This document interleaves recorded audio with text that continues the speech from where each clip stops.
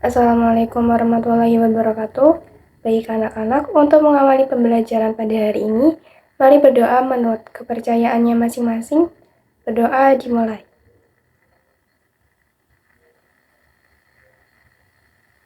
Berdoa selesai. Hari ini kelihatannya hadir semua ya. Alhamdulillahirrahmanirrahim. Apakah sudah siap belajar semuanya? Harus siap ya. Gimana nih kabarnya anak-anak? Alhamdulillah sehat semua ya. Baik anak-anak, hari ini kita akan belajar menganalisis pesan dalam teks rekon dan belajar struktur teks rekon. Nanti kita juga akan belajar tidak hanya dari teks visual saja, tetapi melalui teks audio visual seperti video, audio.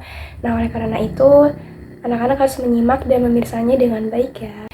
Baik, pada pertemuan sebelumnya, kita sudah belajar mengenai pengertian dan tujuan teks rekon. Yuk kita review sebentar supaya tidak lupa. Teks rekon itu apa? Ada yang masih ingat? Baik, perhatikan PPT berikut ya, PowerPoint berikut. Jadi, teks rekon sering disebut juga teks biografi. Teks rekon menyajikan kisah inspirasi, motivasi, dan pelajaran hidup bagi pembaca. Teks rekon merupakan teks yang menceritakan ulang suatu peristiwa, kejadian, atau pengalaman masa lalu sesuai dengan urutan waktu kejadian. Nah, tujuan teks rekon itu apa? Tujuannya adalah untuk memberi informasi kepada pembaca. Baik, itu tadi kita mereview sedikit materi yang telah kita pelajari sebelumnya. Hari ini kita akan mulai belajar menganalisis pesan dalam teks rekon dan memahami struktur teks rekon. Menganalisis pesan dalam teks rekon. Apa maksudnya? Yuk kita simak bersama. Jadi, setiap teks rekon memiliki pesan di dalamnya. Nah, sehingga dari cerita yang tersaji dalam sebuah teks rekon, pembaca atau kalian itu dapat memetik nilai moral yang baik dari cerita tersebut. Pesan di sini dapat kita artikan juga sebagai sebuah amanat, gagasan maupun pikiran yang disampaikan oleh penulis. Terkadang, teks rekon juga melibatkan langsung penulisnya di dalam peristiwa yang dialami. Baik, slide berikutnya. Baik, perhatikan slide berikutnya. Di sini disajikan teks rekon tentang Jenderal Sudirman. Ada yang mau bantu membacakan? Baik, Indah, silakan dibaca dengan lantang ya. Semua sambil membaca dan menyimak juga. Silakan paragraf 1. Lanjut paragraf 2. Dan yang terakhir paragraf 3. Baik anak-anak, setelah membaca teks tersebut, ada beberapa pertanyaan terkait teks, yaitu 1.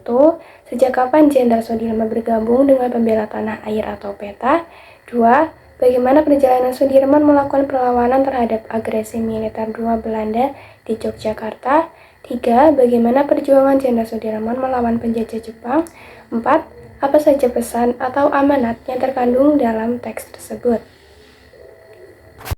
Jadi, tugas tersebut merupakan tugas kelompok. Jadi, anak-anak silakan membuat kelompok sebanyak 4-5 orang. Nanti hanya perwakilan satu kelompok saja yang akan menyampaikan hasil diskusinya. Ibu beri waktu 10 menit.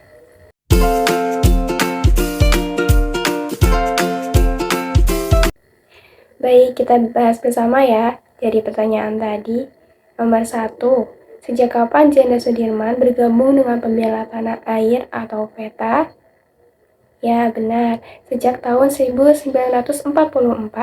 yaitu ketika zaman penjajahan Jepang. Nomor 2. Bagaimana perjalanan Sudirman melakukan perlawanan terhadap agresi militer Belanda di Yogyakarta? Ya, pada Desember 1948, Sudirman melakukan perlawanan terhadap agresi militer Belanda di Yogyakarta.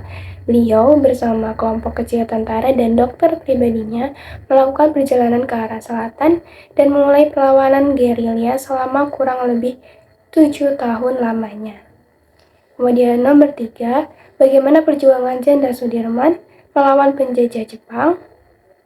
Betul, pada tahun 1944, yaitu ketika zaman penjajahan Jepang, Jenderal Sudirman bergabung dengan Tentara Pembela Tanah Air di Bogor. Kemudian Jenderal Sudirman dengan pembawaannya yang gagah berani serta disegani oleh masyarakat luas, kemudian ia diangkat menjadi komandan. Ia berjuang melawan penjajah Jepang hingga berhasil merebut senjata pasukan Jepang di Banyumas. Setelah peristiwa tersebut, beliau menjadi apa? Diangkat menjadi komandan batalion. Nomor 4, apa saja pesan atau amanat yang terkandung dalam teks di atas? Pesan apa yang bisa kalian ambil dari teks Jenderal Sudirman tersebut?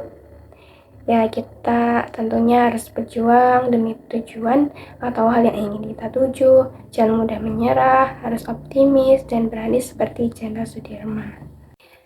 Baik, anak-anak perhatikan kembali PowerPoint-nya. Nah, di sini sudah diberi QR code yang bisa kalian pindai. QR code tersebut nantinya akan mengalihkan kalian ke halaman YouTube seperti ini. Anak-anak yang membawa gawai bisa coba memindai QR code-nya dan jika tidak bisa mengetik URL atau link berikut https://bit.ly/biografi Jenderal Sudirman. Jika ada kesulitan harap dikomunikasikan ya. Baik anak-anak, Ibu jelaskan penugasan terkait video tersebut terlebih dahulu. Jadi, anak-anak diminta untuk memirsa video berjudul Jejak Perjuangan Jenderal Sudirman. Nah, penugasan ini dikerjakan secara individu. Ada beberapa pertanyaan yang perlu dijawab, yaitu 1. Informasi apa yang terkandung dalam video tersebut? 2. Tulislah gagasan dan pesan yang terkandung dalam video tersebut. 3. Ringkaslah video tersebut dan tulis dalam bentuk teks rekon. Penugasan tersebut dikumpulkan besok, ditulis di buku tugas masing-masing. Sebelum lanjut ke materi berikutnya, apakah ada yang ingin ditanyakan terkait materi tadi atau penugasannya? Silakan. Jika belum ada, mari kita mulai belajar materi selanjutnya, yaitu mempelajari struktur teks rekon. Nah, setelah tadi kalian sudah mempelajari pengertian umum dan tujuan teks rekon, serta menganalisis pesan dalam teks rekon, maka sekarang perlu mendalami struktur atau bagian-bagian dalam teks rekon. Struktur teks rekon. Apa itu struktur? Jadi, struktur teks itu merupakan sebuah penggambaran terkait bagaimana sebuah teks disusun. Nah, teks rekon itu memiliki struktur yang terdiri dari 3 bagian, yaitu orientasi, masalah atau urutan peristiwa penting, dan reorientasi. Nah, di sini sudah tersaji teks rekon W.R. Supratman dalam bentuk tabel. Yang pertama ini bagian orientasi. Pada bagian orientasi, berisi pengenalan W.R. Supratman secara umum seperti nama, tempat dan tanggal lahir, latar belakang keluarga, serta riwayat pendidikan Supratman. Kemudian bagian kedua, yaitu peristiwa penting. Ini berisi permasalahan hidup atau kejadian penting yang pernah dialami oleh Supratman, seperti pekerjaannya sebagai karyawan, belajar musik, hingga menjadi tokoh pencipta lagu kebangsaan. Kemudian bagian terakhir ini yaitu reorientasi namanya.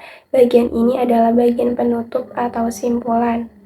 Bagian ini juga berisi mengenai pandangan dan pemikiran penulis terhadap sosok Supratman. Nah, berdasarkan teks rekon Supratman tadi, struktur teks rekon itu terdiri dari 3 bagian ya. Apa saja? Ya, orientasi, masalah atau peristiwa penting, dan reorientasi. Nah, supaya kalian lebih memahami, simak bersama materi berikut ini. Struktur teks rekon. 1. Orientasi itu merupakan pembuka dari sebuah teks yang berisi pengenalan tokoh atau gambaran awal dari cerita yang akan dibawakan. Orientasi ini umumnya berisi nama, tempat dan tanggal lahir, latar belakang keluarga, serta riwayat pendidikan. Bagian yang kedua adalah masalah atau peristiwa penting yang berisi rekaman peristiwa yang terjadi yang disusun sesuai kronologi peristiwa saat tokoh mengalami masalah, tokoh memecahkan masalah, proses karirnya bagaimana, peristiwa yang menyenangkan, menegangkan, menyedihkan, atau mengesankan, hingga akhirnya mengantarkan si tokoh tersebut mencapai impiannya, cita-cita, dan kesuksesan. Nah, bagian ini juga merupakan inti dari teks rekon. Kemudian bagian yang terakhir adalah reorientasi, merupakan bagian penutup atau simpulan. Bagian ini berisi pandangan, ulasan atau pemikiran penulis secara pribadi atas biografi tokoh yang dikisahkan. Nah, reorientasi ini sifatnya itu opsional atau pilihan semata, jadi boleh ada maupun tidak ada. Baik, anak-anak apakah sudah paham? Jika belum paham, silakan bertanya. Nah, jika tidak ada, berikutnya ada penugasan kelompok. Penugasan ini terkait materi, menganalisis pesan, dan menemukan struktur teks rekon yang telah kita pelajari tadi. Jadi, Ibu sudah menyiapkan LKPD terkait teks rekon yang akan kalian analisis, yaitu teks rekon mengenal B.J. Habibie. Nanti ketua kelas minta tolong dibagikan LKPD-nya kepada kelompok masing-masing. Ada beberapa pertanyaan yang harus dijawab bersama kelompok berdasarkan teks rekon mengenal B.J. Habibie. Itu ada 6 pertanyaan. 1. Siapakah tokoh yang dibahas dalam teks rekon tersebut? Gampang ya. Kemudian yang kedua, permasalahan apa yang dihadapi tokoh tersebut? 3. Bagaimana solusi dari tokoh tersebut dalam memecahkan masalah? 4. Hal apa yang menarik dari tokoh tersebut? 5. Hal apa yang dapat diteladani dari tokoh tersebut? Dan yang terakhir, mengapa teks tersebut disebut teks rekon atau biografi? Nah, jadi sebelum menjawab pertanyaan tersebut, tentunya harus membaca dengan saksama terlebih dahulu ya anak-anak. Nah, setelah membaca, menjawab pertanyaan tersebut, kemudian analisislah struktur teks rekon mengenal B.J. Habibie bersama kelompok kalian masing-masing. Nanti disesuaikan dengan format berikut terkait tugas menemukan struktur teks rekon. Nah, tugas tersebut nantinya akan dipresentasikan dan nanti kelompok lain akan menanggapi hasil kerja kalian. Baik anak-anak, kita simpulkan bersama pelajaran yang kita dapatkan hari ini. Jadi, untuk menganalisis teks rekon, kita harus apa? Ya, harus membaca teks dengan seksama. Kemudian, jika diminta untuk menganalisis teks audiovisual atau berupa video, itu kita harus bagaimana? Ya, harus memirsa dengan seksama juga. Karena apa? Jika tidak fokus, maka kita akan kurang dalam mengambil pesan-pesan penting dalam video tersebut. Nah, terkait struktur teks, tadi struktur teks rekon itu apa saja? Ya, ada 3 orientasi. Isinya apa?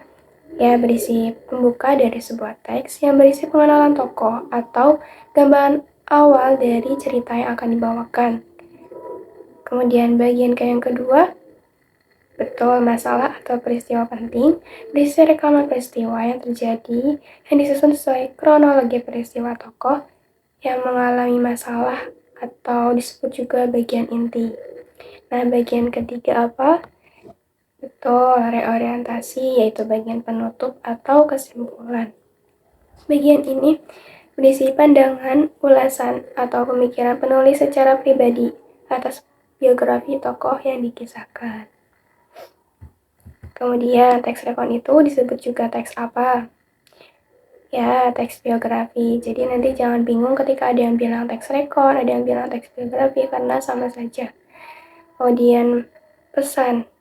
Bagaimana cara kita menganalisis pesan?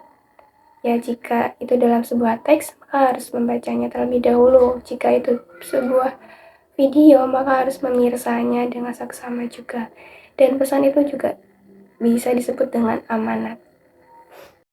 Baik anak-anak, sekian pembelajaran kita pada hari ini. Nanti di rumah dipelajari kembali ya. Nah, untuk pertemuan selanjutnya kita akan belajar terkait menelaah penggunaan tanda baca dan kata serapan dalam teks rekon atau teks biografi. Untuk menutup pembelajaran pada hari ini, mari kita tutup dan bacaan hamdalah. Alhamdulillahirabbil alamin. Baik anak-anak, semoga sehat selalu. Sampai jumpa di pertemuan selanjutnya. Assalamualaikum warahmatullahi wabarakatuh.